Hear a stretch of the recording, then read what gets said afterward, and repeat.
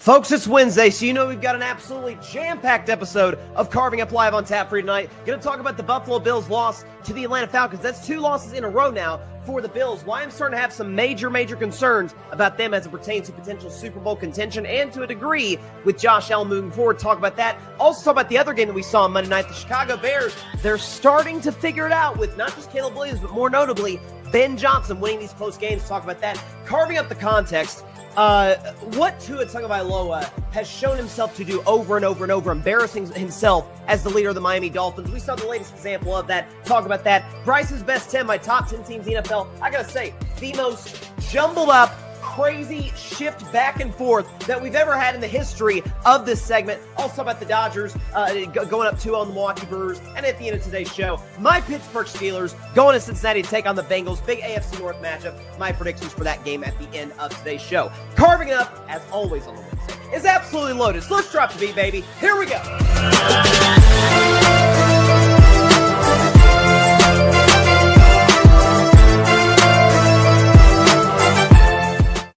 Good evening, everybody, and welcome to Carving It Up Live right here on YouTube as well as on X, Facebook, and on Instagram. I am Bryson Carver. So great to be with you on this Wednesday. It's funny. Last week, I was under the weather, wasn't feeling the best. There was no Bryson's Best 10. There was no Carving Up the Context. I was really down in the dumps. But excited to be back today with not just one, but 2 Monday Night Football games to react to, both of which, to me, involved some massive storylines, one involving a contender, the other not quite there, but certainly progressing in the right direction. Talking about the Chicago Bears, as well as, I must say, a bit of a pat on the back that we'll get into on that segment that I'm going to have for myself in just a bit. Bryce's Best 10. I said it there in the intro. I've never had more turnover on my top 10 teams NFL list in the history. We've been doing this since 2023. Never in the history of the show, brief history of this segment, have I had this much kind of back and forth of multiple non-ranked teams that were in the top 10 last week or in this week. There's some shocking teams, some one-loss teams that are not on Bryce's Best 10. Notably, talk about that. Again, the Tua story just gets worse by the day. And when you dig deeper into the context, that's why we call it Carving Up the Context after all. It shows that he's actually one of the worst leaders in the National Football League, and we'll talk about that later on today's show, as well as the Dodgers going up 2-0 in the NLCS against the Milwaukee Brewers. Talk about all that stuff. Predictions for the Unk Bowl, baby. Steelers versus Bengals. It's the Unk Bowl because it's 2 40-year-old quarterbacks taking on one another. Very excited to get into that on today's show. But first, I think the Buffalo Bills are in trouble. I'm not going to lie to you. I really do. And the reason I say that, yes, they lost Monday night against the Atlanta Falcons 24-14. I did have Atlanta plus 3.5 because of the myriad of injuries that the Bills have, because Atlanta does have a legit home field advantage when they're playing these primetime games. They just haven't played a ton of these primetime games because they haven't been that relevant of a football team. And coming off of the bye week, there were a lot of things working in Atlanta's favor. But what I've seen the last couple of weeks kind of confirmed my biggest concern that I had about this Bills team coming into the season. First of all, they're a bad defense. That goes without saying.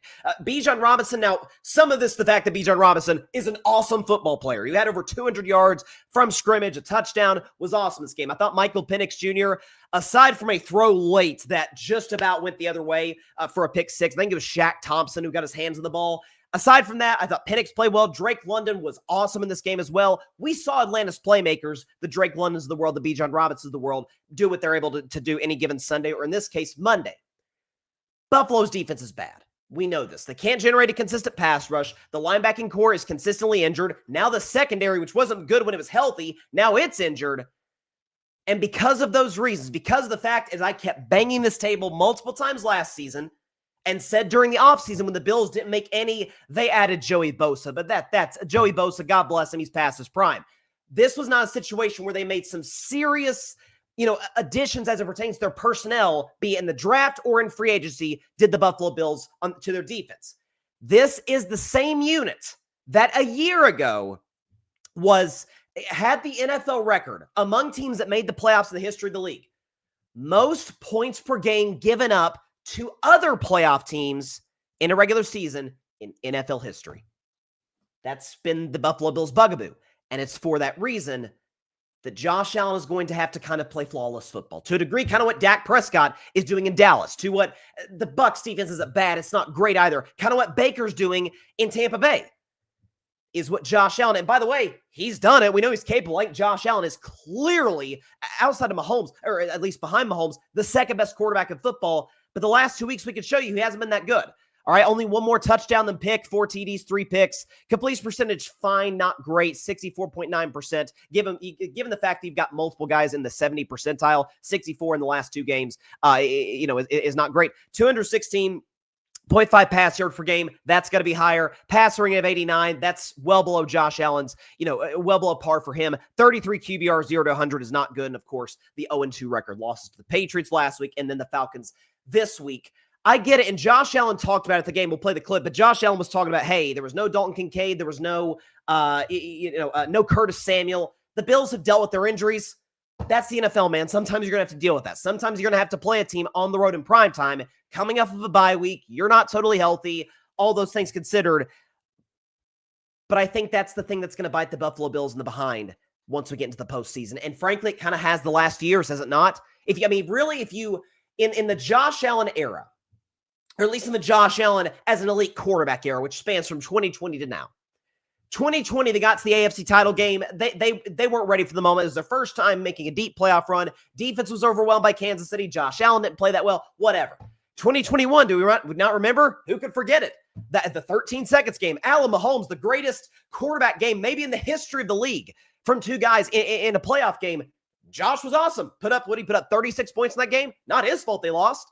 Now, the next year it was. He and the Bills only put up 10 against Cincinnati. That was on the offense. But then the next year, scored 24, you're moving down the field, and they give up 27 to Kansas City. And then last year, Kansas City hadn't scored 30 all year. Well, that is until they played the Buffalo Bills in the postseason. And that's not to absolve Josh of blame in those spots. I've said numerous times on the show that the last 2 years, got the ball back, down 3, chance to tie or take the lead against the Chiefs, came up short both times, made mistakes in both occasions, but you shouldn't have to. If this is Super Bowl or bust, if this is, man, we have to win this year or there will be turnover in the organization, Sean McDermott might be on the hot seat. It's like a James Franklin type of situation in the NFL with Sean McDermott and the Bills.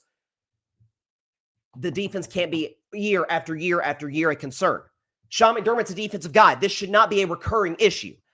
And Josh Allen talked about it after the game, like just not being able to take advantage of big plays. Buffalo got the ball not once, not twice, but 3 times in the fourth quarter with a chance to tie the football game when it was 21-14, and they couldn't do it.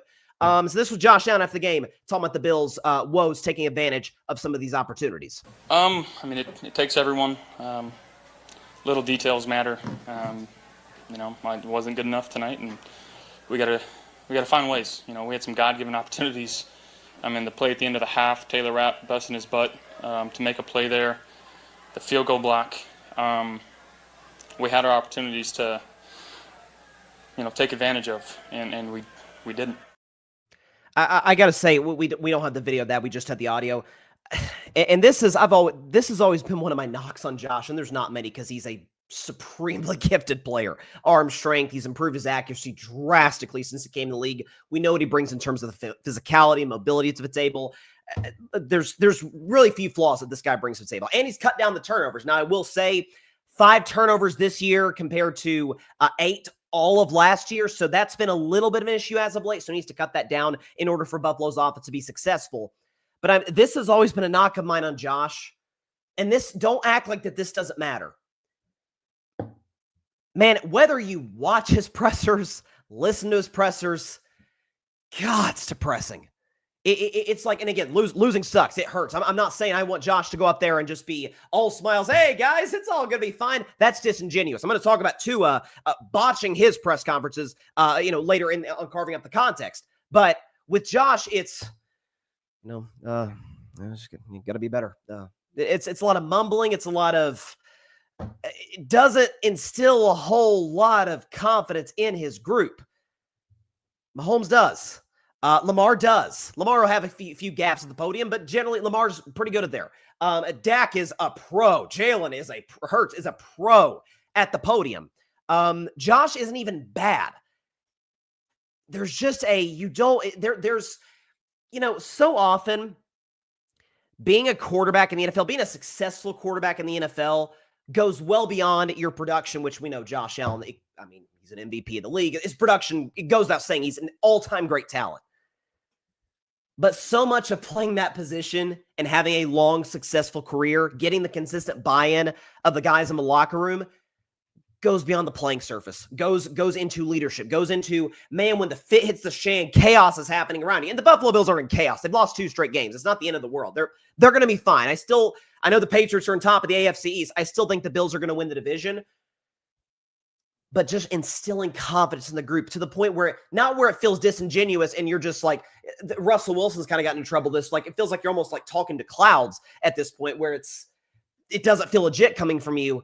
I don't know. You watch and listen to Josh Allen's pressers and they're bummers to watch and listen to. John Rivera, shout out to John, Fan Perspective Podcast, showing some love in the comments. Appreciate that, John. And feel free, anyone who is watching or listening, to chime in the comment section. Facebook, X, YouTube. I've got the tab open over here for IG. Anyone who's watching IG, feel free to comment on there as well. Before we transition, well, actually, but real quick, again, credit to Atlanta. They won the game. I thought Michael Penix Jr. played an efficient game. He's never gotten enough credit for how well he's a pocket passer, but not in the Jared Goff sense where it is, man, he is strictly confined to that area, and that is it. He moves better than he gets credit for. Plays efficient. Probably should have gotten a touchdown. Again, if Josh Allen, you heard just a second ago, if Taylor Rapp doesn't make a great play on Drake London, the Falcons would have scored at the end of the half and put up 28 in the game. But Bijan is a sensational talent at running back, as we all thought he would be in 2023, coming out of Texas. Drake London's one of the more underrated players at his position in the league. Atlanta's got a good offense, and Atlanta's a very, very good defense. Raheem Morris, defensive guy, he's very much, Atlanta spent money in free agency. They've addressed it in the draft, even more so than a lot of folks thought they should have this year in the first round, and it's paying off. That investment has paid off. So Atlanta, they're not going to catch Tampa for the division, but I thought they'd be the first team out of the playoffs in the NFC. Sure, they can absolutely make a run and get in because I like the personnel they've got on both sides of the ball. Okay, with that said, before we even get into the Chicago Bears beating the Washington Commanders on Monday Night Football, I feel like, not to pat myself on the back, but I pride myself on keeping it real with the audience. I pride myself on just telling it like it is. And in doing so, sometimes you can come off as a bit little cocky. Well, heck with it. 4 straight upsets of the week. Let's just play the tape. Just play the tape. It is now time for my upset of the week. Divisional matchup. Here we go. Give me the Carolina Panthers, baby. Keep pounding over the Atlanta Falcons, 23-21. Carolina plus 5.5, which I love, by the way. And to win this game outright. It is now time for my upset of the week. Give me the Jacksonville Jaguars to beat the San Francisco 49ers, hand them their first loss of the 2025 season, 21-19, in somewhat of a defensive battle. Jaguars not just plus 3.5, but to win this game outright. It's now time for my upset of the week. I'm on a 2-game winning streak in this. Give me the New England Patriots, baby, over the Buffalo Bills, 28-27. New England gets their first signature win under Mike Vrabel. Patriots now plus 7.5 to win outright, baby. It is now time for my upset of the week. I'm sure you know what it is by now. Give me the Chicago Bears over the Washington Commanders, 26-24. Bears plus 5.5 and the straight up W.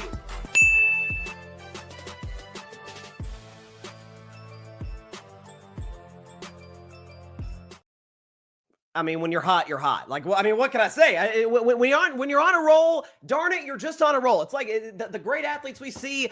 We were seeing the Major League Baseball playoffs right now when guys are just got it rolling and having 3 for 4 games and then 2 for 3 games of the walk. And in football, when you're just 300 yards, 3 touchdowns, no picks week after week, and you're in the MVP conversation, that's just the reality of what's happening right now, ladies and gentlemen. I have to say, even the last game, which was beautiful, I said 26-24 Bears. Sue me. It was 25-24, and they did so on a walk-off field goal by Jake Moody. So just wanted to kind of put that out there. The upset of the week has been rolling, and frankly, if I must say so myself, the hottest segment in all of sports. Television, podcasting, print, no matter how you slice it, been rolling lately. But as for the game itself, So yes, I did take the Bears to win. I thought that there was an element certainly of the revenge factor. They lost the game last year to Washington on the Hail Mary, a game that they should have won, a game they were awful offensively in. I think if you're a Chicago Bears fan today, this year we'll see what it turns out to be. I had the Bears as the last playoff team in. I said Atlanta was my first team out. Chicago is my last team in. I thought they'd get the 7 seed. I thought you'd see a true jump in production and in learning how to be a true NFL quarterback in Caleb Williams. I thought the weapons were more than you could ask for a second-year guy coming into what has been historically a pretty dysfunctional franchise, at least in the last 15 years or so. In the Chicago Bears, never had a 4,000-yard passer in their history. For the future, for this year certainly, but for the future, if you're a Chicago Bears fan, I think you have to be absolutely positively ecstatic. Ecstatic. And the reason I say that is this. So, if you think about last year's Chicago Bears team, 5-12, oh, they weren't that good. Caleb was fine, didn't throw a pick for like 2 months straight or something until a game late against the Seattle Seahawks. But his stats were not indicative necessarily of his production.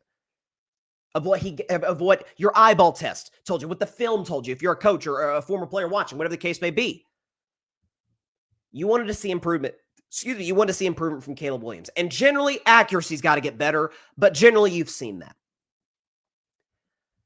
But Chicago was a 5-win team that could have easily been a 9 or 10-win team. If you think about last year, Chicago Bears, 3-7 in one-score games a year ago. This year, 2-1. Games decided by one score. They've got a winning record. They're finding ways to win this year. Blocked field goal against the Raiders. In this case, the turnover late, forcing the fumble, or didn't really force the fumble. Jane Daniels just dropped the ball. The Bears recover. Caleb Williams, DeAndre Swift get the Bears to field goal range. And Jake Moody, kudos to that kid, man. He has gone through it the last few years. And one of the more inconsistent kickers in the league. Hits the one that matters, walks it off at the buzzer, and the Bears win this game. Finding ways to win. Last year, Chicago just invented new ways to lose. Certainly the most notable of which would be the Hail Mary game against Washington, which I feel like kind of turned their season in a negative direction on that play right there. If you remember, the Bears were 4-2. Caleb was playing really good football. They go to Washington. They're awful offensively, but they're able to take the lead late. And, of course, the Hail Mary happens the way it does. Tyreek Stevenson, remember how it happened, and the Bears wind up losing. Then you think about that game against the Minnesota Vikings. They make a late comeback. Caleb's hot. He's shredding up Brian Flores, coach defense, goes to overtime, and they lose to Minnesota. Sam Darnold and the Vikings end up winning that game. Think about the loss to Green Bay. We talk about they blocked the field goal to beat the Raiders last week. Well, this case, they outplayed Green Bay. Caleb outplayed Jordan Love, and a game-winning field goal attempt was blocked by the Green Bay Packers. If you think about the game last year, late in the season, defense holds Seattle to 6, and they lose because the Bears scored 3. It was a disaster. If only they'd gotten to 7. If only they could have, whatever. But also, last of which, maybe almost as notable as the Hail Mary, Matt Eberflus bungling the clock. Thanksgiving Day, Detroit. Remember that spot? Eberflus got fired the next day. The Bears were awful situationally a year ago. Could not close games. 3-7 in one-score ball games. This year, 2-1. Blocked field goal against Vegas. Again, this spot, forcing a turnover late, going down, getting the walk-off field goal. It's these ugly wins. It's these early season wins to get you to 3-2 when it looks like, oh my gosh, they're 0-2. They got smoked by Detroit. It felt like this thing was going nowhere fast, potentially for Chicago. And the whole season's momentum has flipped. And I think the one thing for the Bears and for Caleb Williams and Ben Johnson, I said this 2 months ago when remember Ben Johnson was saying, hey, I'd like us to be a little bit further in the process in development than we are now. There was the Caleb Williams viral throwing it in the net video when he couldn't throw it 8 yards away into the net, and Caleb was mad at himself, and it didn't look good. And I said on this show 2 months ago, it's not going to get off to a crazy hot start, at least the offense isn't. Caleb isn't right off the bat. But give it about Halloween, first couple of weeks in November, around mid-season, week 8, week 9, week 10, you're going to start to see Caleb start to figure it out. Ben Johnson has never worked with a quarterback like Caleb Williams, and vice versa. Caleb's never worked with a coach like Ben Johnson. It's a learning curve. It's a process. But as talented as the Bears are offensively, as dominant, never thought I'd say those words about the Bears offensive line, they mauled Washington. up front. Now, I know the Commanders have some injuries to the interior of their D-line, but still just creating huge holes for DeAndre Swift, giving Caleb Williams the time he needed to make the throws that he did. Once we get to about 2, 3, 4 weeks from now, you're going to start to see Caleb kind of figuring this thing out and becoming that guy who folks like myself thought he would be coming out of USC as the number 1 pick in the draft. Here was Caleb Williams after the Bears come from behind win over the Washington Commanders. That's who we are. We fight. That's what Coach said. You know, we went 0-2 the first 2 games. We tied it back up, went 2-2, and now we're 3-2 because of our fight, because of our, you know, how we face adversity and how we come through and come together. And it sounds corny. It sounds like all cliche quarterback speak, but it's true. It's a real thing. When you've got a quarterback as young as Caleb that's gone through his bumps and bruises, a first-time head coach in Ben Johnson, a lot of new personnel, a lot of guys coming in through free agency, trades, all of it, it's going to be a little bit rocky to start. Now we're sitting here. Bears are 3-2. They feel good about themselves. They've won 2 games that in last year and certainly in years past, they simply would not have won. I mean, the Bears winning road games is not the Chicago Bears way. They've won 2 in a row. You could say the Raiders are bad. Commanders aren't. I don't know if the Commanders are necessarily a playoff team today, but the Commanders are not a bad football team by any stretch of the imagination. So, and you look, by the way, at Chicago's schedule coming up, it's a favorable spot. Like the early part of the Bears schedule was kind of the hard part. It's Vikings and Lions and, you know, Cowboys offense, I guess, so to speak. But now you look at the next few games. Saints, terrible. Ravens, Lamar might be back or should be back by that point. The Ravens defense is not going to be any better in 2 weeks. Cincinnati, Giants, who the heck knows what Minnesota's quarterback situation is going to be on November 16th. Then it's Steelers, Eagles, Packers, Browns, Packers again, Niners, Lions. So like that last part of the Bears schedule is tough. But if they can continue to establish an offensive identity, continue to win the line of scrimmage the way that they have, be able to run the football, they were an awful running team last year. They'd be able to fix that. A good O-line, DeAndre Swift was the best Chicago Bears offensive player on Monday Night Football. You got to give it to him. That was a gutsy win. That was a big-time win. That was a culture win for Ben Johnson, for Caleb Williams. I think it's established a real culture there. I really, really do. Very, very impressed by what I saw from the Bears. And again, like I said, when you're hot, you're hot. Got up to an 0-2 start. Not to be greedy, I should be 5-1 and upset of the week. If Jacksonville hadn't blown it in week 2 against the Bengals, I'd be 5-1. But nonetheless, 4-game winning streak, upset of the week on Carving It Up, the hottest segment in all sports, podcast, television, print, regardless. We're rolling right now. Very, very excited. All right, be back in just 1 minute to talk about Tua Tagovailoa on Carving Up the Context. And folks, the more this man speaks, the more he is exposing himself as arguably the worst leader at the quarterback position that the NFL has to offer. Talk about that in just 1 minute on Carving Up Live. Don't go anywhere, baby. Be back in just a minute.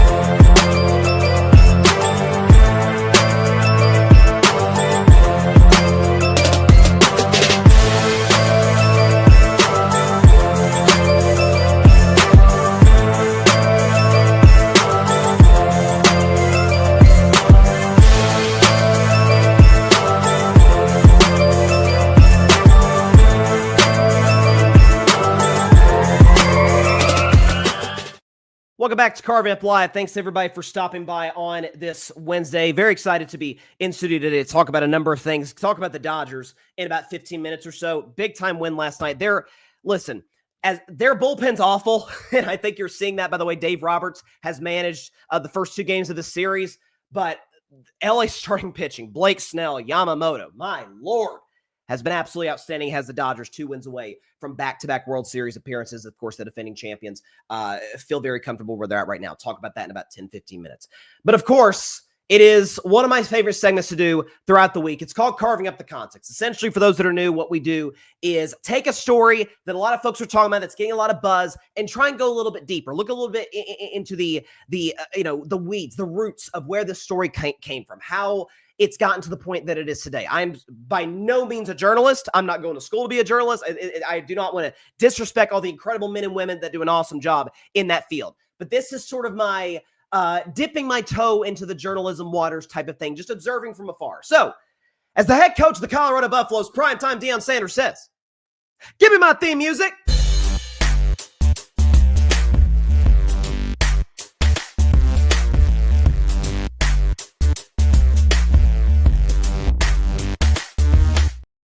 On this week's edition of Carving Up the Context, wanted to talk about Tua Tagovailoa, the quarterback for the Miami Dolphins, who has gotten himself, listen, Miami is a very warm part of the country and some hot water there. Well, Tua's gotten himself in that hot water as of late. So after the Dolphins' late game loss, or last second loss rather, to the Los Angeles Chargers on a walk-off field goal. Shout out to Justin Herbert again for making an incredible play to Ladd McConkey just to get them in that spot. But the Dolphins lose. They're 1-5. Their season has completely gone by the wayside. Tyreek's done for the year. It's a disaster. And Tua goes to the media. And when asked about players-only meetings and how those are going, Tua said this. Well, I think it starts with the leadership in helping articulate that for the guys, and then what we're expecting out of the guys, right? We're expecting this. Are we getting that? Are we not getting that?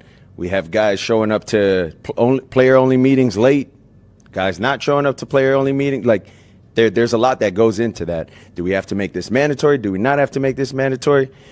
So it's a lot of things of that nature that we got to get cleaned up, and it starts with the little things like that. To be clear, you're saying some players were late or missed? Late, yeah. So he said they're late to team meetings. So here's what I think is interesting about all of this, and we will again go far deeper. And Tua did offer an apology, and we'll play that bite in just a moment. But is the fact that Tua is talking about, oh, there's a leadership problem. There's a guys aren't stepping up and being able to. Maybe I'm wrong. Maybe I'm new to football. I don't know. Only been watching it all my life. But last I checked,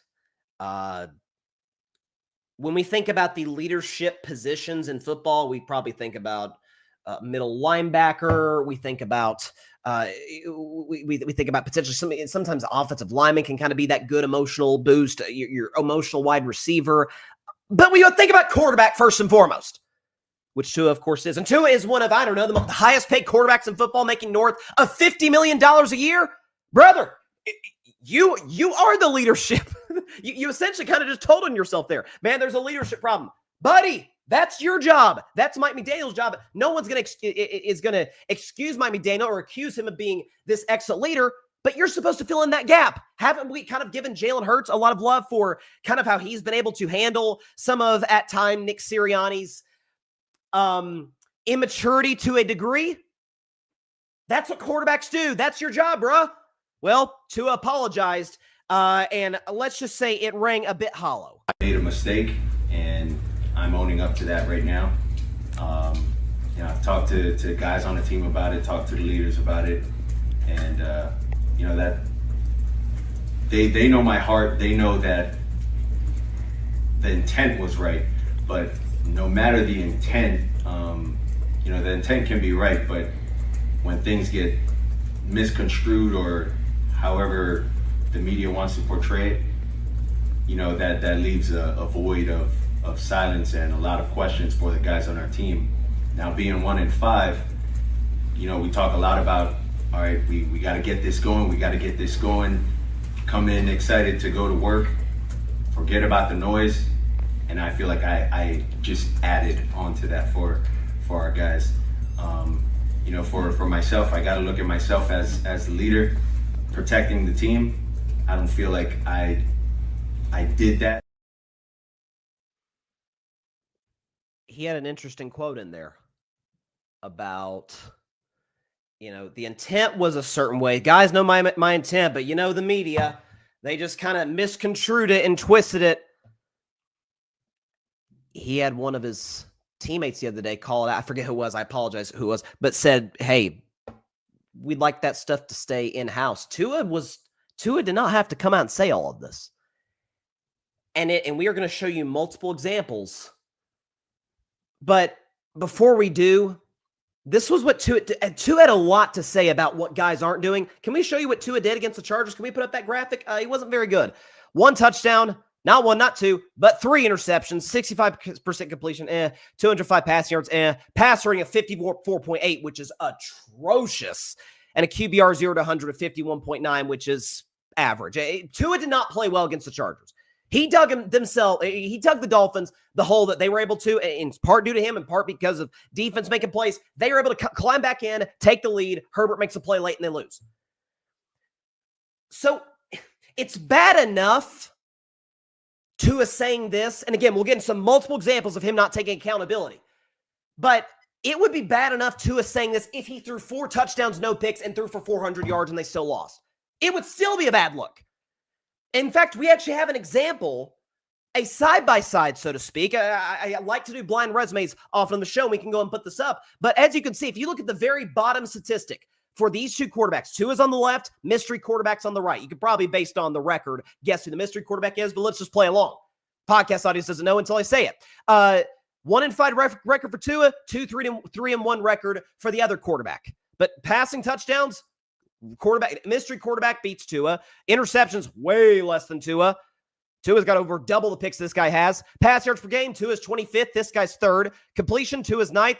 The other guy's 4th. Passer rating, Tua 21st. Mystery, 9. QBR, Tua's 22nd. Quarterback on the right is 2nd. So essentially what you can see on this graphic, it's not the guy on the right's fault that his team is in the spot that they are in. Who is that quarterback? I'm sure you could guess. It is my man, Rain Dakota Prescott. It's Dak Prescott. If Dak, who we know is A+++++ with the media, if Dak said this, and I've got this freaking bobblehead right on my shoulder. I love Dak. I'd rip him on the show. Oh my goodness. You want to talk about quarterbacks I've ripped for leadership? If Aaron Rodgers said this, if the Steelers, instead of being 4-1, they were 2-3, and we were playing well, if Aaron stepped out the media and was like, there's kind of a leadership void here, guys. I don't know what you want me to do here. Guys aren't showing up to players-only meetings, and then when confronted about it, you know how the media is. They just like to twist things, and it got misconstrued, and players know where I land, but the media, I would rip Aaron Rodgers to shreds on this show, and I would be really harsh on Dak as well. So Tua, in other words, is playing poorly, is not playing good football whatsoever. Is really, if you want to label it, along with the defense, the main reason the Dolphins have one single victory on the season. That victory comes over the woebegone New York Jets. But we have a documented history of this with Tua. We have a history. This is what we do in Carving Up the Context of Tua not only not taking accountability, but just taking shots at guys for no apparent reason. So this was earlier this year, threw a pick to the Patriots, missed Tyreek Hill on a deep ball, and basically chastised Tyreek after the game to the media saying, hey, dude, can't throw it that far, man. Having some talks with Reek and whatnot, that if I do, just don't think that I'm going to throw it 80 yards. Like, as you're running, do your best to track it because you could potentially stop. That's what ended up happening on that play for Reek. Okay. Here's the problem. Essentially, Tyreek did his job. Tyreek is certainly not a perfect human being and has his flaws to a degree as a player. Tyreek did his job. Tyreek was streaking down the field open, and Tua, because he doesn't have a lot of arm strength, badly underthrew him. And then this was last year, a game the Dolphins lost to the Arizona Cardinals, lost in a walk-off field goal. So the play I'm about to describe was huge. Snap, it's kind of high. Tua can't catch it. Ball rolls to the end zone and goes through the end zone for a 2-point safety. So the Cardinals get a free 2 points. Defense makes a play. This was Tua talking about that play and just ripping a center for no reason. Here you go. I have pretty good vision. I have pretty good hands. I mean, I'd like to see a lot of other people go in the back there and try to catch that ball too. You've seen it wasn't it wasn't Brew's best, and Brew knows he can get it better, but it wasn't my best as well. But I'm just saying, to give perspective, it's not as easy as what it looked like, sitting down on your couch eating chips. So two problems with that. Number one, it's very, I hate to just throw strays at my team's quarterback, but we have a history of this. That's very Aaron Rodgers. Like, I messed up, but he also messed up. Okay. Just to be fair, this guy also screwed up. I wasn't my best either. Like, Aaron will sometimes throw those in. And again, I don't mean to take blind shots at Aaron, but again, we have a long history of him doing this. And we have a long history of Tua doing this as well. Not quite as much because he hasn't been in the league as long, obviously. But just had to get that dig in at the center. That's number one. And number two, what's that? How does that help you? How does that help your image? How does that help the Dolphins' morale? Oh, man. So how hard do you think, or how easy do you think it is that you sitting on your couch eating chips? Brother, that's your job. You're paid upwards of $50 million a year to catch bad snaps. So that's on you. I'm not trying to take any accountability from the center. Brother, that's your job. That safety, that 2 points, that free 2 points for Arizona in a game that they wanted a walk-off field goal, you hold responsibility there. But you had to get the shot in at the center. You had to take shots at nobody's on the internet, sitting on their couch eating chips, in the words of Tua, for criticizing you for it. And maybe most damningly, you remember this story about a year ago? This is before the season started. So Tua comes in. He's the 5th overall pick by the Dolphins out of Alabama. And the first 2 years of his career, Brian Flores, now the defensive coordinator for the Vikings, who's done an unbelievable job in Minnesota, he was his head coach. And they had a contentious relationship, to say the very least, Tua and Flores. Take a listen to Tua talking about his former coach and just throwing him on the bus for no reason. I just say for no reason. That's not fair. Flores has some blame in this, but threw some pretty pointed jabs in at Brian Flores on a podcast about a year ago. If you woke up every morning and I told you you sucked at what you did, that you don't belong doing what you do, that you shouldn't be here, that this guy should be here, that you haven't earned this right, and then you have somebody else come in and tell you, dude, you are the best fit for this. Like, you are accurate, you are the best whatever, you are this, you are that. Like, how would it make you feel listening to one or the other? You have a terrible person that's telling you things that you don't want to hear, or that you probably shouldn't be hearing. You're going to start to believe that about yourself. And so that's sort of like what ended up happening. I hate to break it to you, Tua, and I don't even defend this coach for doing this at all. You folks that watch the show know I've been very critical of said coach that I'm about to bring up. Do you have any idea what Bill Belichick used to tell, I don't know, the greatest quarterback of all time, Tom Brady, in Patriots practice? It was like a running joke. It was actually featured at the Brady Netflix roast a year ago. It was featured prominently in a great book called The Dynasty, about the New England Patriots. Hey, man, I could find somebody at Foxborough High that could do this blank, which you're not able to do. That was Belichick's tagline in Patriots practice. And nobody he chastised more than the effing GOAT himself, Tom freaking Brady. I'm not even, let's say Tua is telling the truth, I'm not going to defend Brian Flores. Flores, he's an intense guy. I'm not so sure, especially for a first head coaching opportunity that he got in Miami, and I've campaigned fiercely for him to get another opportunity in the future as soon as next season to be a head coach, because he's a culture builder. He can fix a defense quickly, and I thought he did a solid job in Miami based on the circumstances. But obviously, managing different personalities, that's not something that necessarily came naturally to Brian Flores, but he's learned from that. He's a young guy by coach's standards. He's grown from that. But you got to go out on a podcast. Keep in mind, Flores had not been, at this point, to his coach for 2.5 years. And you had to get a dig in at him. You had to not take accountability for why you did not play your best football the first 2 years. Why you were viewed, after your first 2 years, as a straight-up bust. Ain't nobody in Miami thought Tua was going to get a contract that made him one of the 10 highest-paid players at his position in the history of the NFL, by the way, after the first 2 years of his career, how he started. immobile, bad in cold weather, bad arm strength, can't stay healthy. Oh, what do you know? Same issues we have about you, Tua. And by the way, again, it feels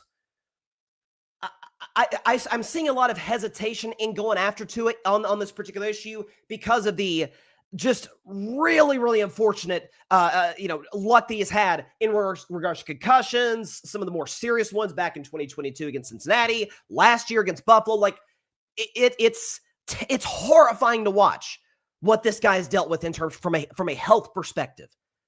That does not mean we cannot go after him for his clear and obvious leadership deficiencies. It's Brian Flores' fault. It's the center's fault. It's Tyreek Hill's fault. It's the players not showing up fault. Now it's the media's fault for twisting my word, twisting exactly what I said. Don't you notice people do that sometimes? Is that, oh man, why are you going after me for what I said and I am on tape saying? And other teammates have gone after me for what I said. This ain't a media issue, buddy. The only mistake, quote unquote, the media made was putting a darn camera and mic in front of you for you to say it. So in this week's edition of Carving Up the Context, buddy, Tua, like, this on you, bud? Not all the Dolphins' problems are on Tua. I get it.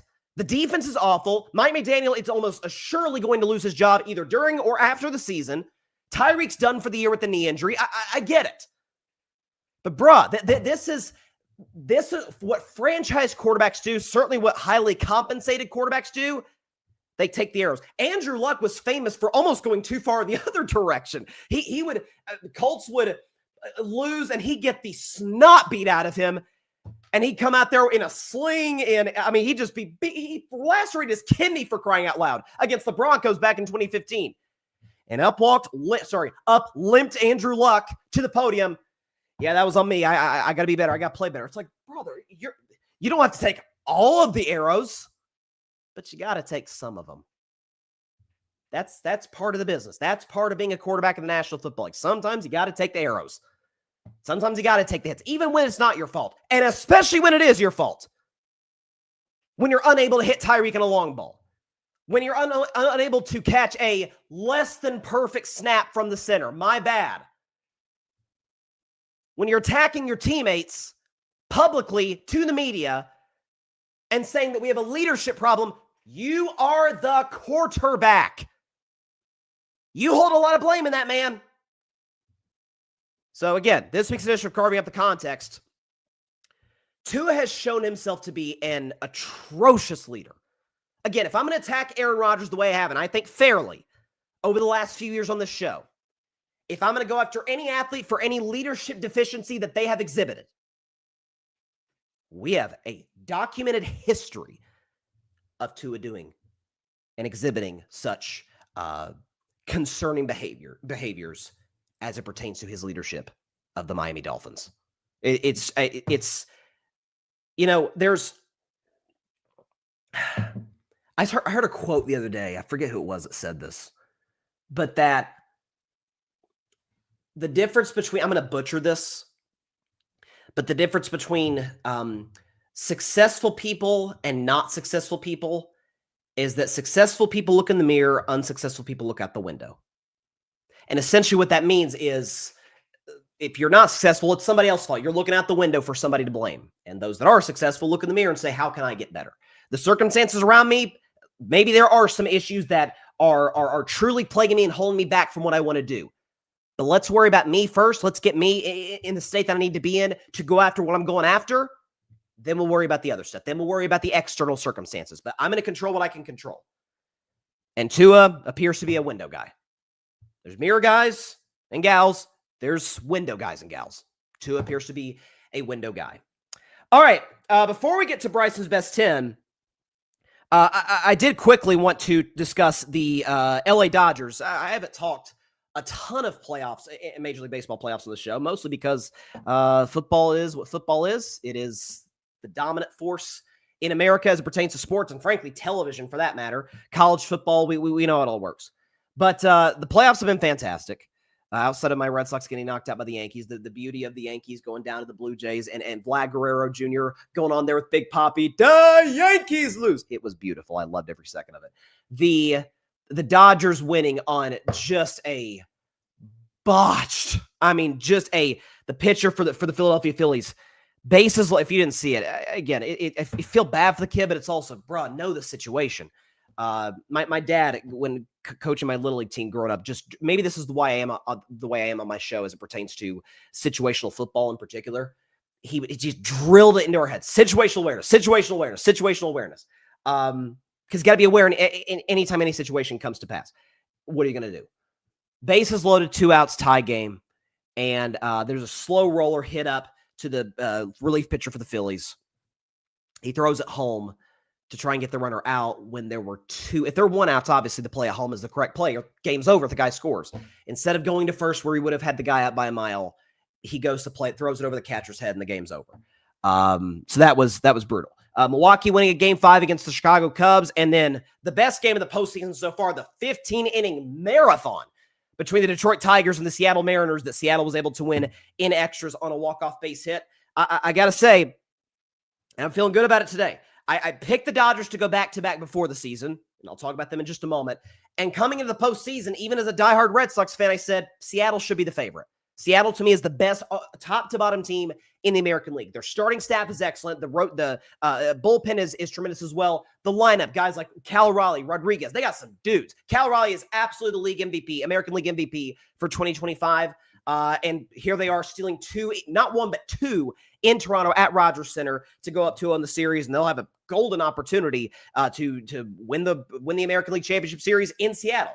And so now, again, I don't know if an all West Coast World Series is great for Major League Baseball. Again, it's Pacific Northwest, Southern California, so it's not like it's a Subway Series in New York or it's Dodgers, Angels in Los Angeles and Anaheim. But I don't know. We'll see how it plays itself out. But I do think the Mariners are going to take care of business in 5 games against the Blue Jays. I thought they were going to win the American League coming into the postseason.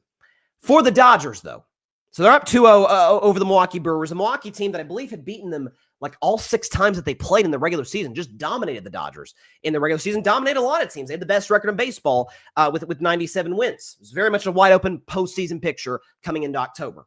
Dodgers are up 2-0. Blake Snell was awesome in game 1.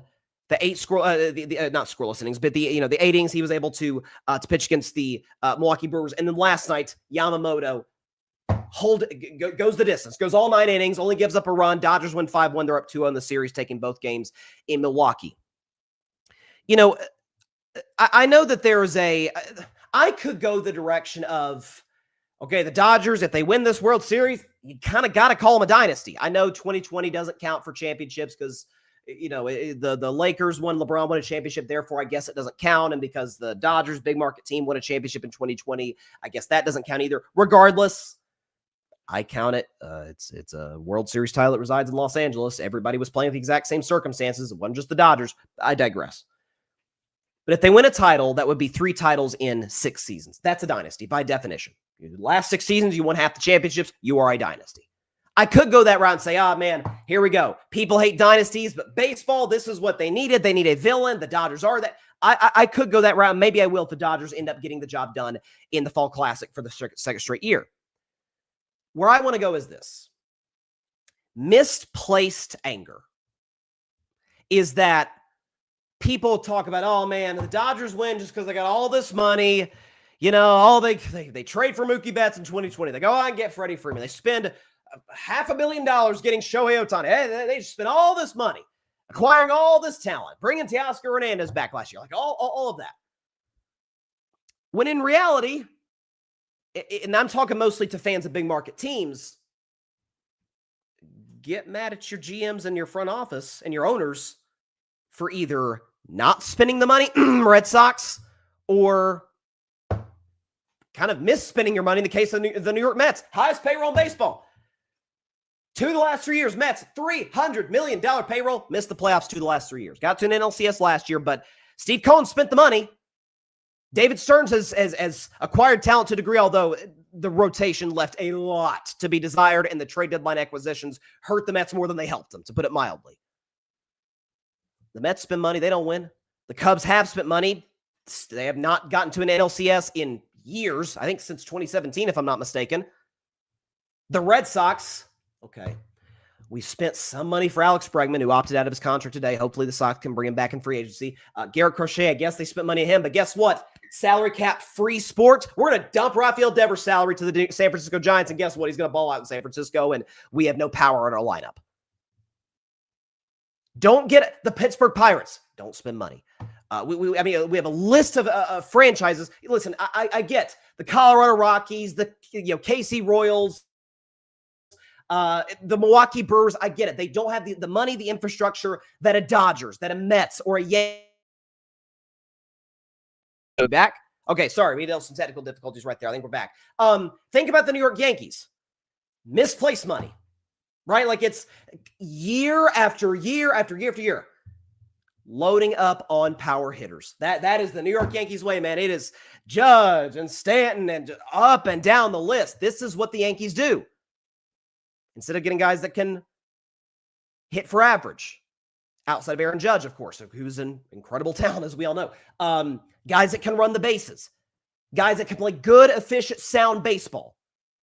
That's something else the Dodgers do better than anybody. They use analytics. Because if you don't use analytics, you're dumb. You are well behind the times, man. But they can't make every single decision for you. I mean, in many ways, the Dodgers were the beneficiaries of that in the 2020 World Series. Game 6, a guy who plays for the Dodgers now, and obviously threw that gem in Game 1, Blake Snell. Blake Snell was balling. Looks like we're going to go to a Game 7. Rays, Dodgers. Kevin Cash pulls him. Dodgers go crazy against the Rays bullpen, and they end up winning that game and winning the title. Is that Dave Roberts' conventional wisdom, analytics, particularly in Game 1, would tell you, man, Snell's going to run out of gas. Probably should go to our bullpen. But Roberts knows, A, our bullpen's awful. Our bullpen's lost us a lot of games this year. And B, I don't know, Snell's got it rolling.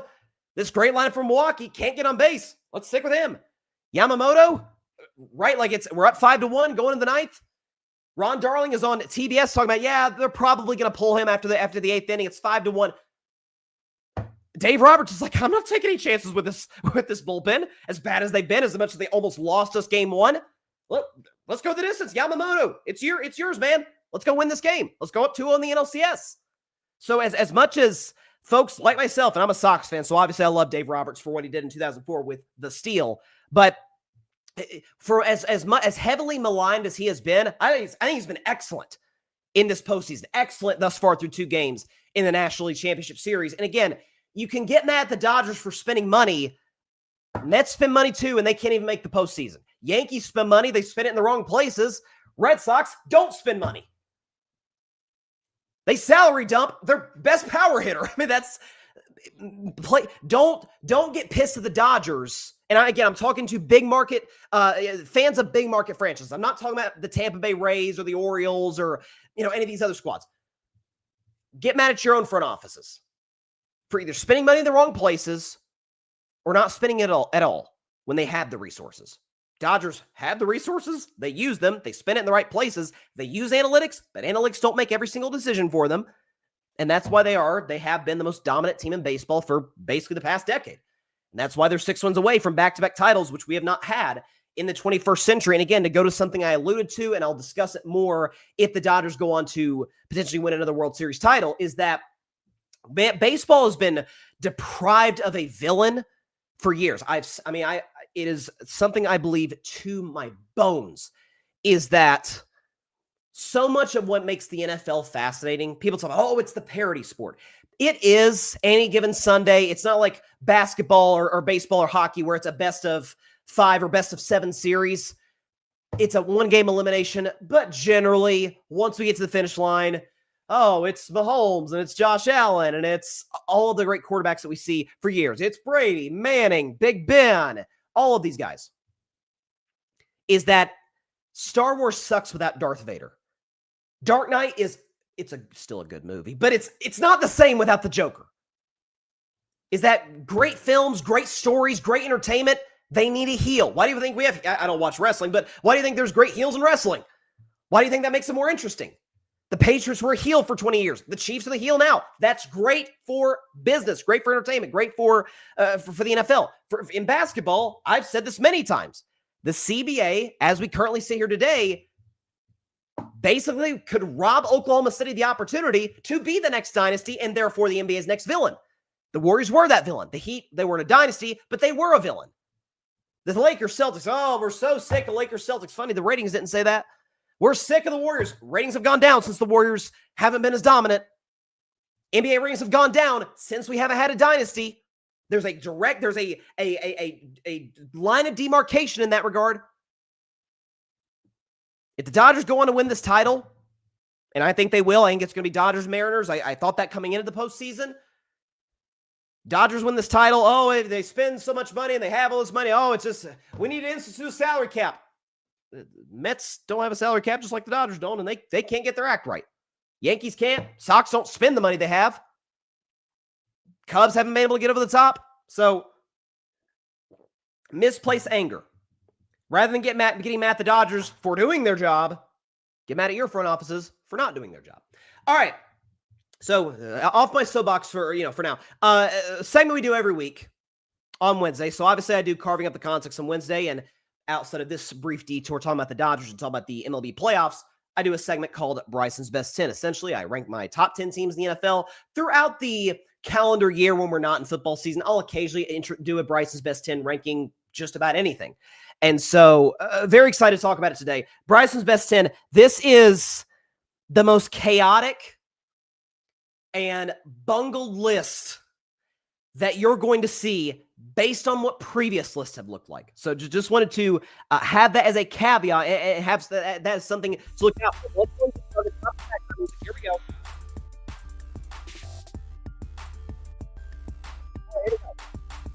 Bryson's Best 10. We will start at number 10, the 10th best team in the National Football League. Back in Bryson's Best 10 for the first time in a few weeks. It is the Los Angeles Chargers. The Chargers are the 10th best team in the National Football League, and here is why. So that win against Miami, down to the wire, obviously, as I mentioned multiple times throughout this show and Monday's show, Justin Herbert making the play to Ladd McConkey to get them in a field goal range. Dicker, the kicker, as he's done many times, walks it off at the gun.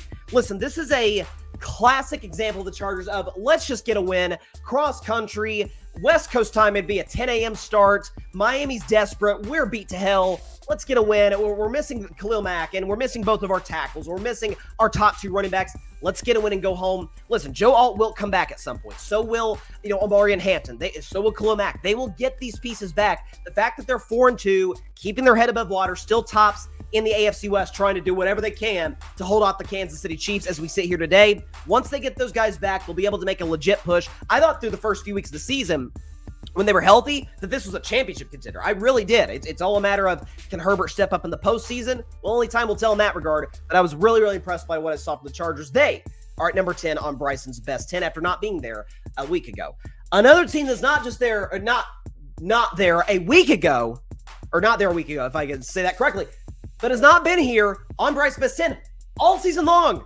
And I'm very happy to say it, ladies and gentlemen. Welcome to Bryson's Best 10, my beloved Pittsburgh Steelers. My Steelers are the 9th best team in the National Football League, and here is why. So listen, folks that have watched this show know that I've been quite the skeptic on my beloved Steelers as it pertains to the offensive line, which I've had concerns about, as it pertains to Aaron Rodgers' decision-making, and can he move anymore at age 41, and the running game and the defense, which was the most highly compensated defense in football, got off to a rough start. Well, TJ Watt's back. TJ Watt, obviously, since he came in the NFL, number 1 in the NFL in sacks. Nick Herbig's got a couple of sacks last week. Alex Highsmith, who hasn't made quite the same impact that you would like to see as a Steelers fan. You imagine as he gets healthier, he'll be able to step up. The secondary's been excellent. Guys like Joey Porter, Jalen Ramsey. Hey, I was wrong about that move. He has been worth every single penny that the Pittsburgh Steelers paid him in their, acquiring him from the Miami Dolphins. And look, offensively, they are what they are. I don't know if there's a number 2 receiver opposite DK Metcalf, who's been fantastic thus far. I would like to see the Steelers, Nomar Khan, potentially go after a true number 2 receiver at the deadline. I would like to see them do that over the next couple of weeks. But Aaron Rodgers, credit where it's due. We'll show you what he did, obviously, last week if we have that stat against the Cleveland Browns. He was efficient, and this is about what Aaron's done. 2 touchdowns, no picks, 70% completion, about 200 yards. Passer rating as a result is going to look really good, and QBR solid, 64, 0 to 100. You'll take that. Is that if Aaron Rodgers can play that game manager type role, if he can get assistance from his running game with Kenneth Gainwell and with Jalen Warren, if the offensive line, which gave up 7 sacks in the first 2 games, has only given up 2 sacks in the last 3 games. Maybe, just maybe, the Pittsburgh Steelers could finally, for the first time in a decade basically, win a playoff game. So I'm very excited for what's to come from my Pittsburgh Steelers. They are the 9th best team in the National Football League. Again, a lot of new teams on this list. At number 8, making Bryson's best 10 for the first time ever. Welcome to the list, the New England Patriots. The Patriots are the 8th best team in the National Football League, and here's why. Credit where it's due, folks. I mean, this is a team that, obviously, adding Mike Vrabel as a true outstanding head coach of the National Football League, you're talking about a team that has improved drastically on the offensive side of the ball. We understand the money they spent in free agency to go get guys like Stephon Diggs, guys like Pop Douglas, Keyshawn Butte have stepped up. We know Hunter Henry's a solid tight end. They addressed the offensive line in the draft. Drake May, by the way, we talk about that year 2 leap. My buddy Tim Barner of the Boston Sports Summit has talked about on his show, big Patriots fan, that year 2 leap we want to see quarterbacks make. Drake May's made it this year. You can look at his numbers, 10 touchdowns, 2 picks, complete percentage over 73, 250 pass yards a game, QBR 0 to 100 of 72, pass rating of 112. That's excellent. The deep ball's working, the mobility is there, the clutch gene obviously making plays a couple of weeks ago to beat the Buffalo Bills, who, as we see here today, they currently lead in the AFC East. The Patriots are playing great football on both sides. Wasn't totally blown away by what I saw from them against the Saints. Again, Vrabel's a defensive guy. He'll have that unit, fixed right. We'll see if they maybe potentially make a move at the deadline as well. But I've loved what I've seen from New England this year. They, for the first time on the history of the show, are on Bryson's best 10, and they are the 8th best team in the National Football League.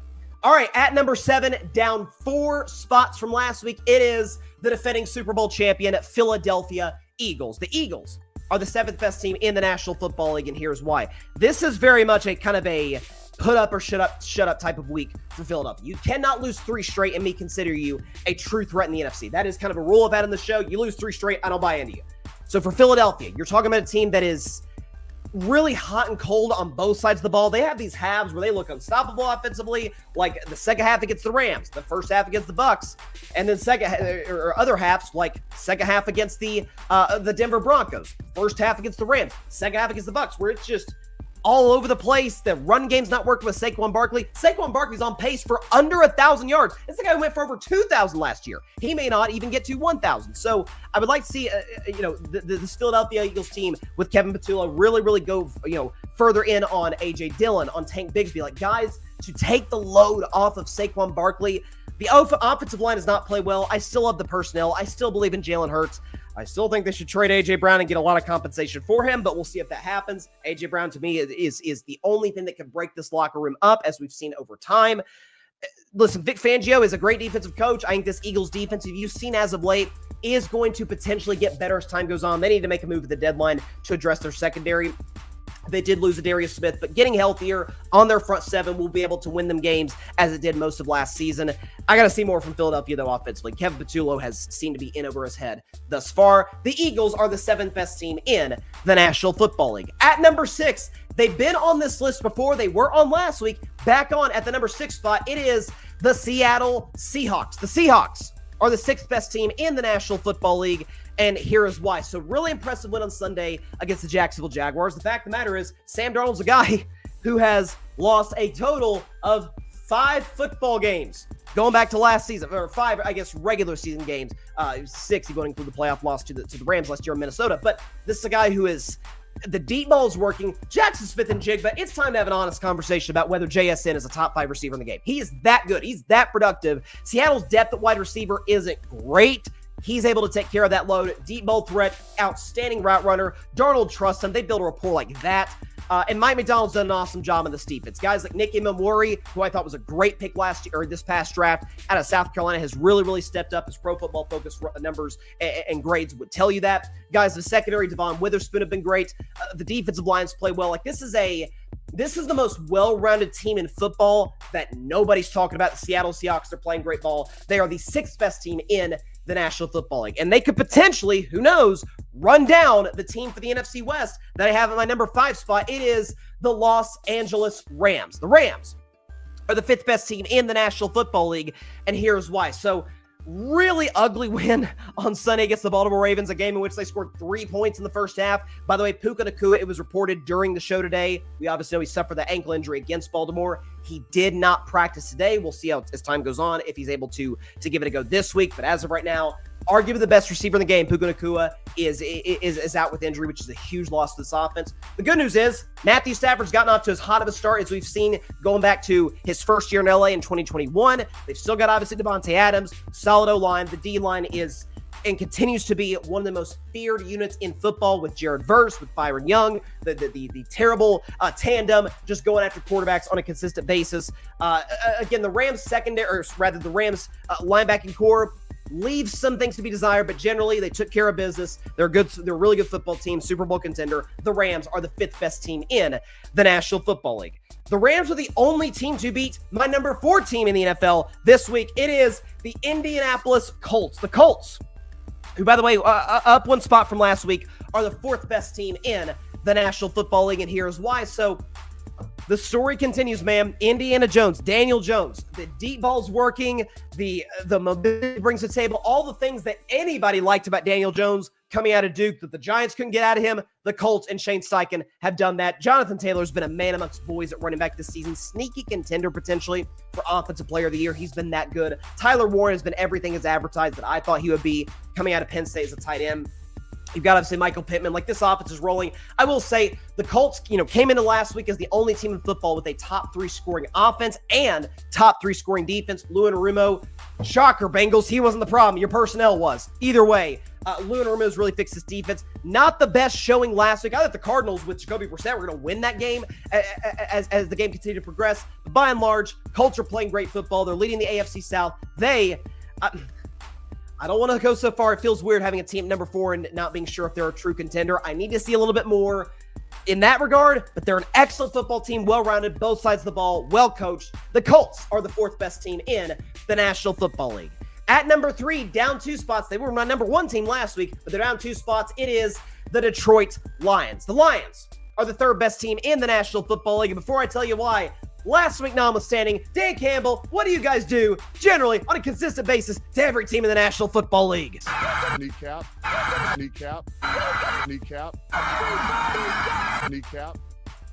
Not on Sunday necessarily, although I guess maybe Brian Branch took that a little too literally when he shoved Juju Smith-Schuster in the face after the game was over. But listen, this Lions team is still really talented. Jared Goff, I thought was fine against Kansas City. I think Jared Goff was necessarily the problem. There was a big Amon-Ra St. Brown drop in the first half that hurt them badly when they were down, in that game 10-6. But listen, O-line's still great. Penei Sewell is the best right tackle in football. He's been excellent. Their personnel up front is really good. Great duo at running back with Jahmyr Gibbs, Sonic, and Dave Montgomery Knuckles. I really wish they would have given the ball to Knuckles on the goal line instead of running some goofy trick play from the 1-inch line, throwing the ball parallel to the line of scrimmage. That ended up being illegal because Jared Goff didn't get set. Know the rules, Lions. Know the rules, Dan Campbell. But listen, this defense has some work to do. They need to get some guys back healthy. It feels like they're running into the exact same problem that they did a year ago of, man, they're just running out of bodies. Aiden Hutchins is going to have to kind of shoulder more of that load on their defensive line. I would not be shocked at all if they made a move or two at the deadline to address that defense in Detroit. But offensively, they're as talented as any team in football. Sam Laporte is great. Made a great catch last week against Kansas City. The Lions are going to be fine. No need to panic. They are the 3rd best team in the National Football League. Staying at the number 2 spot as they did a week ago, it is the Tampa Bay Buccaneers. The Bucs are the 2nd best team in the National Football League, and here's why. So again, Baker touchdown maker Mayfield. The guy is, to me, as I said it on Monday, the video's on the YouTube channel now, is to me clearly, with respect to the other candidates, the MVP of the league. What he is doing without Mike Evans, and without Bucky Irving, and without Chris Godwin, and without Mike Ibuka, and with injuries on the O-line, and a defense that hasn't necessarily played its best ball at all times, he's been nothing short of flawless. Not 1, not 2, not 3, but 4 game-winning drives on the season. Bucs are tied with the Colts for the best record in football at 5-1. They're the best record currently thanks to the Lions' loss in the NFC. We're going to see the Lions and the Bucs next Monday night. Very, very excited about that matchup. But Baker's been sensational. Tom Bowles done a good job with some of the limited defensive personnel that this Tampa team has. They win close. As I say often on the show, winning is an art. It is not something you just luck into or stumble into a win. Tampa Bay's got it down. They're clutch late when they have to be. Special teams, offense, defense, and Baker's the MVP of the league. What can you say? This Bucs team is playing great football. Once they get healthy, they have the potential to be the best offense in the sport. The Bucs are the second best team in the National Football League. And at the number 1 spot, up 7 spots from last week. But folks, Nick Wright has a great saying on FS1 when he does his power rankings. It's not the standings.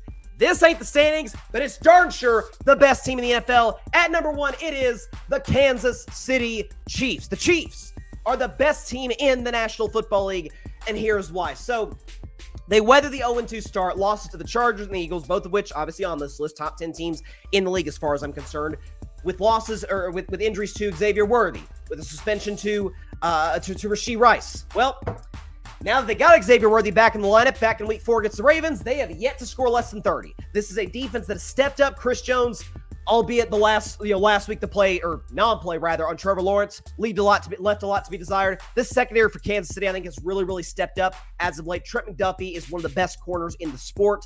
And now this Chiefs offense, which does have deficiencies in the run game, to be fair, I would not be shocked if they maybe go out and get somebody named Alvin Kamara at the deadline. I think he'd be a great fit for that offense, and I'd love to see my guy from Tennessee, be on a Super Bowl contender. Regardless, they fixed left tackle. Josh Simmons, who was out the last couple of weeks, the kid Moore comes in. Moore was signed by Brett Veach to be their left tackle, and then they drafted Josh Simmons. So now, unlike last year, they have depth at offensive line, and now for the first time in 2 years, Patrick Mahomes and the Kansas City Chiefs are going to have their top wide receivers on the field together at the same time. Hollywood Brown, Rashee Rice, Xavier Worthy, not to mention obviously Travis Kelce, Tyquan Thornton. This Chiefs offense is loaded. Pass catchers loaded top to bottom. And Patrick Mahomes, if you look up today, is currently, I think Baker's the MVP, but long-term, Vegas is projecting Mahomes will be the league MVP. The Chiefs are the best team in the National Football League. I don't give a darn about the 3-3 record. Watch the games. Watch how they've looked recently since their offense has been healthy. And Patrick Mahomes, I know this is a shocker, looks like the best quarterback in all of football. So before we go to break, let's go and put up the list. Here you go. So from 10 to 1, the Chargers, Steelers, and Patriots not ranked last week. Matter of fact, 6 through 10 was not ranked a week ago. But Chargers at 10, my beloved Steelers at 9, ladies and gentlemen. Very excited about my Steelers finally being on the list. Black and yellow, black and yellow, black and yellow, black and yellow. So it's a black and yellow week here on Carving It Up. But New England Patriots, for the first time ever in the history of this segment, are at number 8. Eagles down 4 spots to 7. The Seahawks, who have been on this list throughout the year, weren't on it last week. They're at the number 6 spot. Rams up a spot to 5. Colts up a spot to 4. Lions down 2 spots to 3. Bucks stay where they're at last week at the number 2 spot. And the Kansas City Chiefs up 7 spots. I have seen enough. Are the best team in the National Football League. I got to admit, I knew Kansas City's offense would be amazing this year with finally the fact that they're healthy, that they have a good O-line, that Mahomes is kind of out for blood, out for revenge. Drops killed the Chiefs in 2023. Injuries killed their offense in 2024. And there's been this, is Mahomes actually the best quarterback in football? And Pat's like, yeah, okay, I'll just, let me put my two MVPs and my 3 Super Bowls to the side here and show y'all what I'm about. Who knows? He could potentially add MVP number 3 and Super Bowl MVP number 4. I picked the Chiefs to win the title before the season started, and I feel very, very, very good about that today. All right, we will go to break. Again, very impressed with the Chiefs' defense. They've stepped up in recent weeks. The secondary is better than I thought it would be. All right, we're going to take a 1-minute break. When we come back, predictions for not just any game, not just a primetime AFC North matchup, but the Unk Bowl. 2 40-year-old quarterbacks, Aaron Rodgers, Joe Flacco, squaring off tomorrow night in Cincinnati. My Steelers taking on the hated Bengals. Predict that game in just 1 minute before we get out of here on Carve Up Live. Don't go anywhere.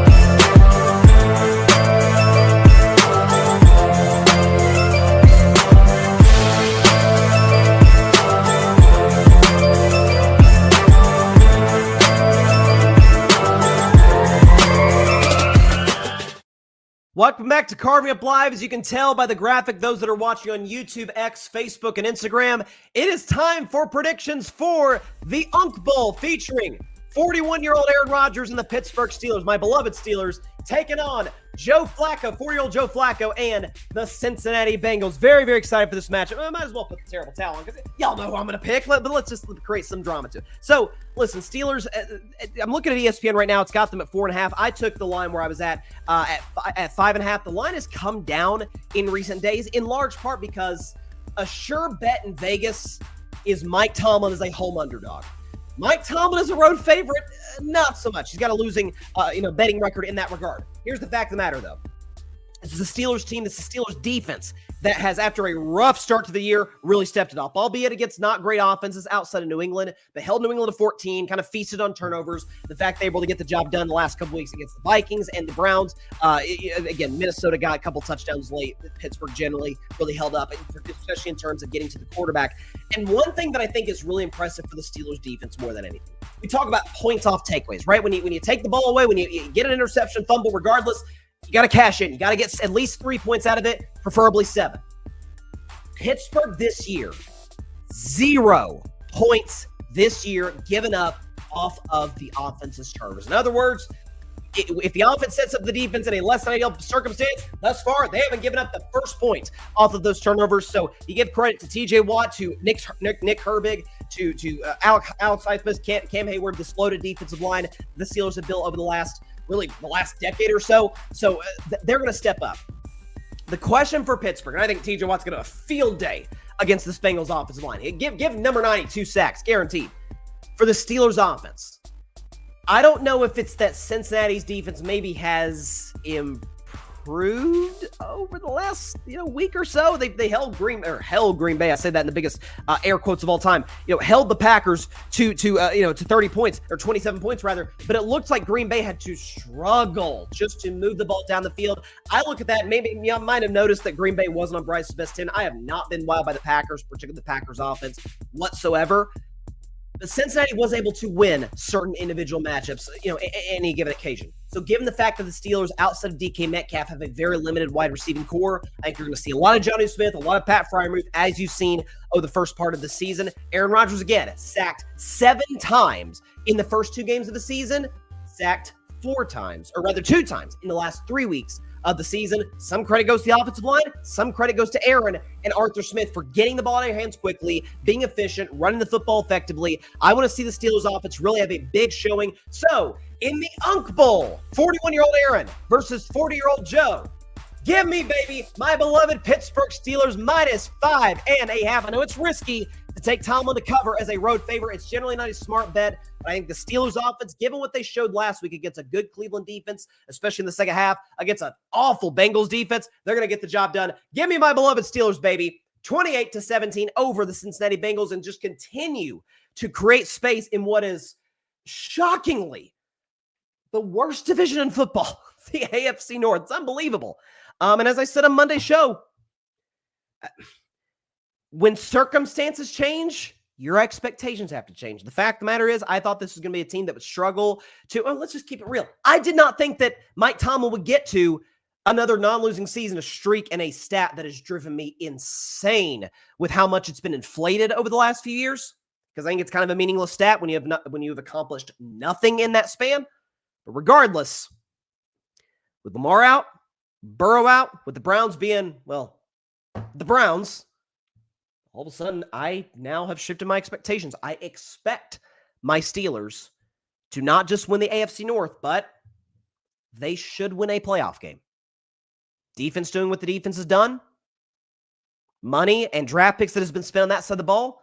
And if Aaron continues to play game manager role, mistake-free football, DK makes a couple plays a game, play ball control, that's a team that can win a playoff game. And certainly is a team that, given where the division sits today, should win the AFC North. So there you go. All right, that is all the time we have for today's show. Appreciate everybody stopping by as always. Be sure to catch Carving Up Live on Friday at 6 p.m. Eastern, 3 p.m. Pacific time right here on YouTube, as well as on Facebook, X, and on Instagram. Before that, though, if you want to catch my takes on the game tomorrow night, as well as everything else going on in the world of sports, check out the Bryson Carver Show. We're going to return back on the airwaves on Friday at noon Eastern, from noon Eastern to 2 p.m. Eastern Standard Time, 9 a.m. Pacific. Very, very excited for it. I'm excited to be back in studio. 89.5 The Edge. You can check it out via the TuneIn app. If you can't find it, I will put the link to it on my IG stories about 5 minutes or so ahead of showtime, so you can be sure to check it out before carving it up, which, of course, is at 6 Eastern, 3 Pacific. Looks like we're probably going to have Arthur Hurst, one of my co-hosts, along with Tim Barnard on the Saturday morning tailgate. Very excited to have Arthur on. Maybe rub it in my Steelers dominance over the division over his beloved Baltimore Ravens. May have a thing or two to say about that, but Arthur will be stopping by on Friday. We'll have predictions. We'll have, reaction to Steelers Bengals. It's going to be a jolly old time. Vol View ahead of the third Saturday in October. Oh, it's going to be a fun show, and you're not going to want to miss it. 6 p.m. Eastern, 3 p.m. Pacific time. Have a great week, everybody. We will see you on Friday. Check out the Bryson Carver Show. Obviously, check out Carving It Up right here, wherever you're watching or listening. Have a great week. See you, everybody. Stay safe out there. God bless y'all. Peace out. Let's hit the Steelers starting at 5-1. I'll take it. Thanks so much for watching the show on YouTube, and be sure to go click that big red subscribe button and check out the other clips and full shows from Carving It Up Live, as well as our other incredible content creators here on the Grid Network.